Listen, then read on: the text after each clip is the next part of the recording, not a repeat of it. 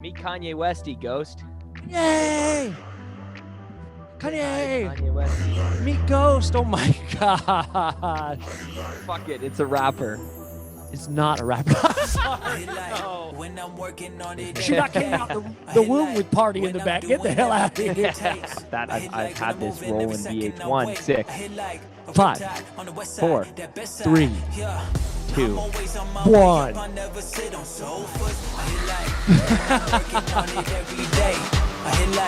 When I'm doing everything it takes. I hit like when I'm moving every second I wait. I hit like, say I just might show you what my hit like. I love this fisheye, like, view, this Beastie Boys, like, 3 MCs and 1 DJ. We be getting down with no delay. Oh, no. We can have fun it's with too it. good. Before I get right into the Twitch thing, I'll just explain the Funk Hunters is a project with me and my partner, Nick Middleton, and we started it in about 2008. And so there is 2 of us. We kind of, have different roles within the project. Right. We're both DJs. We're both music lovers.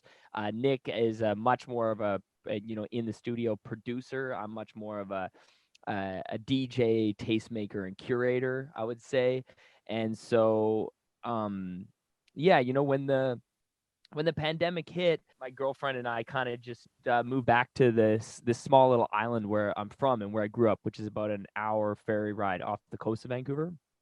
And so we came here just for a couple of weeks to hold out lockdown, and I'm still here. So 14 months later, or whatever, I'm still here. And when the live streaming thing picked up with DJs pretty quickly, when everything went into lockdown, I wasn't really technically savvy. I'd never done a live stream in my life. And so it was just kind of this process of gathering the right equipment, having to buy a new computer and kind of do all these things. And I spent last year, I got on Twitch in the spring, and I started the show actually a year ago. This coming Tuesday will be our 1-year anniversary. Happy show. anniversary. So I started the detour, and I did the show throughout the summer, and I did some live streams. So we had some of these epic moments through live streaming early on in the pandemic. I did another live stream. I have another project, which is more of a live music thing with 4 other guys. It's called Lazy Syrup Orchestra. And I did a live stream that I shot here on Galliana last year. It was also pre-recorded, but it was much more of a production. We were up on this epic mountaintop.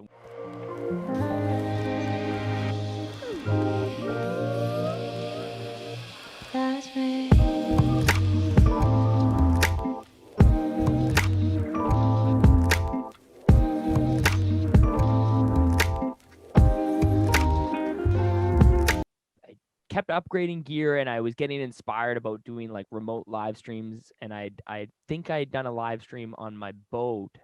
When I moved back down, we bought a little 10-foot Zodiac. But it was really this one I did. I think it was the 3rd week of September. It was the 3rd boat stream I had done, and we got featured on the front page of Twitch. I've been, we've been making our own custom visuals and kind of quote unquote video DJing for almost a decade now. So I had already been kind of making video edits and was very familiar with this visual side of music.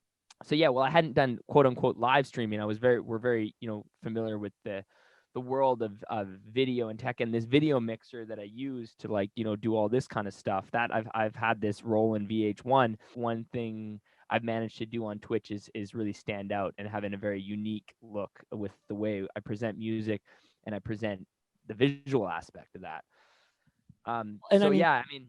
Twitch is also big in the interactive nature. And so in watching your streams, one thing that's amazing is like the joy you get and then give back. You definitely check in with people and talk, because there are some DJs that are just back, they do their set, they're just they're just there. And then no disrespect, like some of them musically are fantastic. Totally. But if you incorporate your visuals, check in, holler at someone, shout them out, you're smiling. Like yesterday, like you kept streaming because you were getting rated and you were like, damn, I'm tired, but I drew this green drink. I couldn't even read the screen. My eyes were like, I was blurring out, and like, I don't know, it might've been the spliffs, but I think I was just really fatigued. And so, yeah, it was funny. You still gave, man. That's what's key. But yeah, it's been a life-changing experience for me. I've always been I've had a very wide taste in music. I love collecting vinyl. I've been collecting 45s like a madman for 10 years, but I never play them. And I would buy these weird, obscure down-tempo joints that like I was like, why am I spending $25 on this fucking record? Like, when am I going to play it? And now I'm like, everything just makes sense. Right. But, I'm not going to play some like weird 70s jazz shit that like, I can play on this stream at any time. And, Hell and yeah. I really love that. And I think sometimes it gets a little, it can be a little staggering sometimes when I'm traveling through genres on Twitch, but I think that's why a lot of people keep coming back to our channel, because you kind of don't know what you're going to get. Because I certainly don't know what I'm going to do when someone shows up, like when I start streaming. I usually just Right. go into it with one song, and that's how I start. Kind of like I want to go into this interview, like no prep questions. Let's just go, Ross. We'll find out who the real fucking boss is by the end of the day. Well, to your point, I'll quote Rage Against the Machine.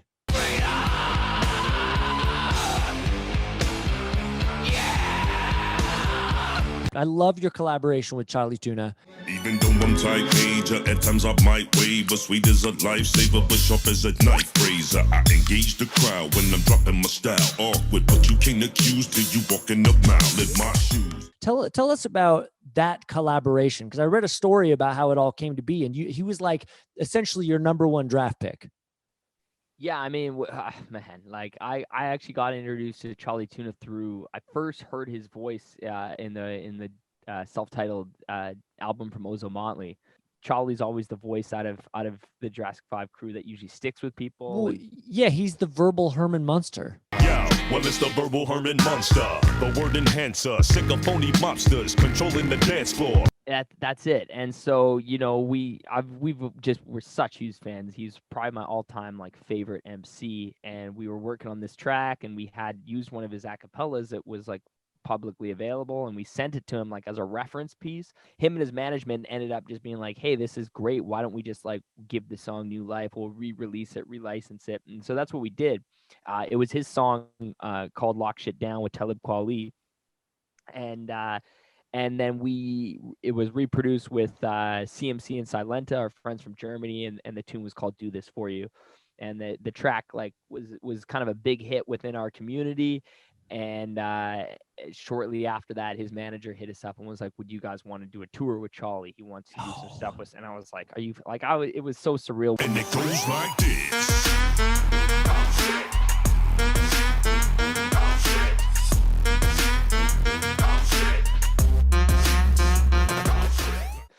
And so it was a crazy experience, and that relationship really grew. A year later, I actually did that following spring we went over to the UK and Europe. We did like 25 shows in 30 days in Ireland, England, France, the Netherlands, Germany, and Switzerland. And then from there we went straight to Australia and did New Zealand, and it was just like this fucking wild tour. And then later on in that same year, I ended up going out on the road with Charli, more just as his DJ. We ended up playing some of our stuff in the set, but we were opening for Michael Franti on like a national American tour, and I was more there just as the DJ for Charli.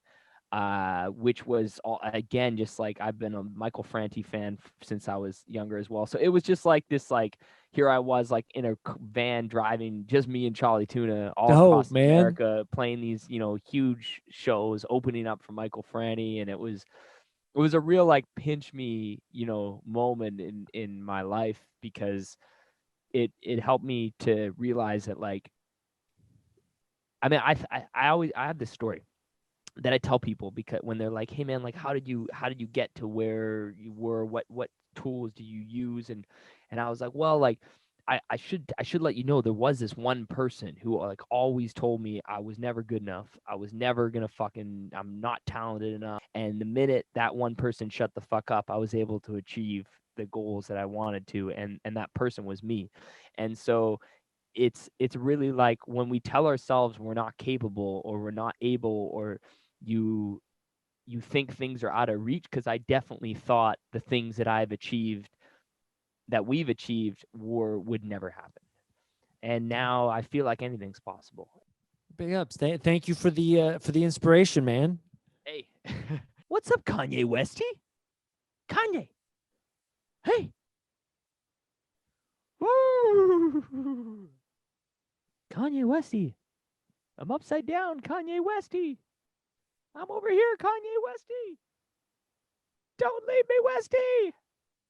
We're tripping out, Westy. Oh my gosh, it's so good. Oh my gosh.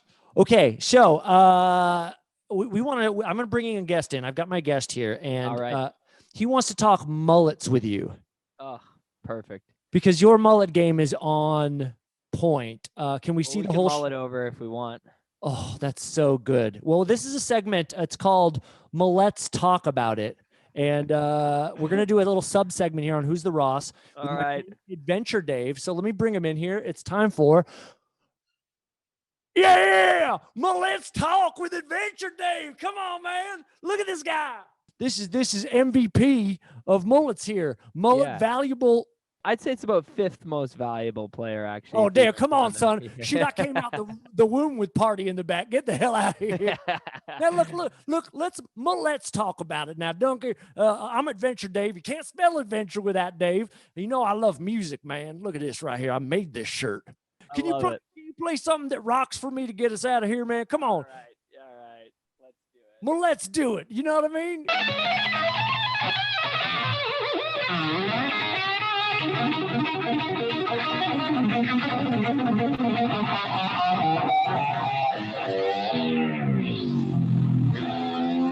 Woo! Oh, man. Oh, man. Damn, that's why you're the best, man. Man, hey, look, I just want to say on behalf of Ross, who's on the dumper, man, thank you so much. You know, keep on rocking in the free world and doot. Take that, Nardwar. You better watch your copyright infringements there, Adventure Dave. Hey, it's been a pleasure. Give my love to Ross. Man, it was great, really great chatting. I guess that's a wrap. Hey, thanks, buddy. Thank you, buddy. Hey, that was awesome. Hey, I think I we had had to a bring Dave in. Once I saw the new mullet, I was like,